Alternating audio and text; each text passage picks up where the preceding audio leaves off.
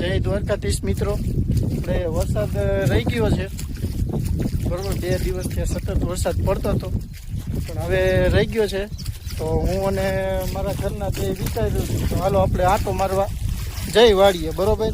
જો પાણી ભરેલું છે અને બે હાલ્યા જઈ વાડીએ આંટો મારવા, બતાવી તમને દાડમ બરોબર. આપણે મિત્રો આપણે અમારા વાડીના રસ્તે હાલ્યા જઈ, તમને અમારા વાડીનો રસ્તો બતાવો કેવો છે. એકદમ જોરદારનો રસ્તો છે. તમે જુઓ, જો વરસાદ 10 ઇંચ જેવો થયો તોય પણ હજી પાણી એવું ભરાણું નથી, ખાલી મામૂલી જાગુલિયા પાણી છે બરોબર. એટલે રસ્તો આપણો વાડીનો 1 નંબર રસ્તો છે.